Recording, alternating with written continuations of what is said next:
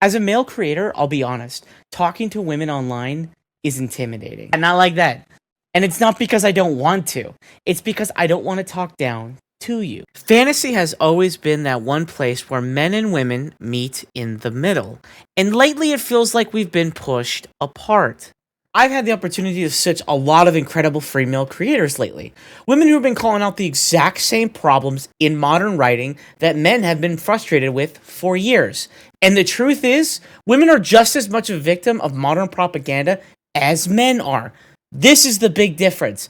Men are warned about it, and women are encouraged to swallow it without question. Hilary Lane from The Second Story talked about how so much content today that's supposed to be designed for women in literature is designed around smut. Listen. The first thing we need to establish is that all this so-called romance fiction and most, if not all, of the current women's literature out there is not women's literature. If anyone tries to express some concern about these genres or the nature of their content, that person is immediately condemned for being anti-woman or anti-women's literature. The idea being that these types of books are not just popular among women, but that they define womanhood, and to be opposed to them in any way is to be opposed to women. Women such as myself who are critical of these books are often said to be suffering from internalized misogyny. The reality about all this is that it isn't a question of woman versus anti-woman or even woman versus man.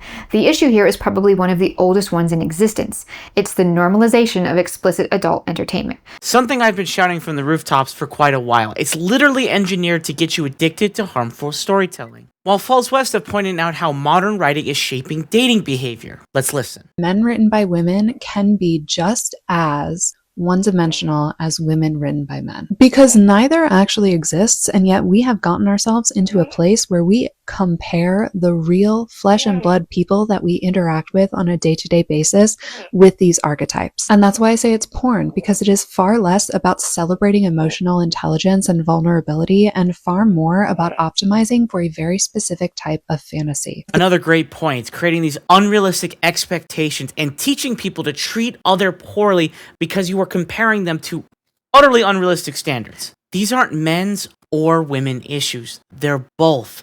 They're writing issues, they're cultural issues, and they're affecting all of us.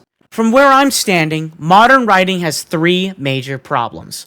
First, stories are being written backwards, from ideology to character, instead of character to story. Second, we've created this really weird idea that fantasy needs to be gendered.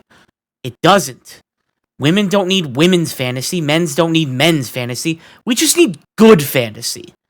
And third, we've lost the ability to write multi-layered stories. Everything is surface level, everything is symbolic, everything is a silly allegory, hand-fisted that a 9-year-old could tell you. Or they built around a message instead of a human being. So, why do I care this much? I'm proud to say about 30% of my audience is women.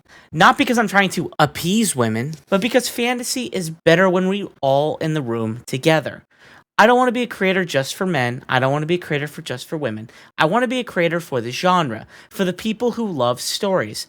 I want them to mean something again, and we have to bring ourselves back together to do that.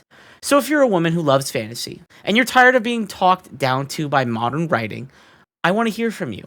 What stories made you fall in love with the genre? Before everything got political, shallow, sexualized, you get the drill. Because if we're going to fix this, we have to do it together.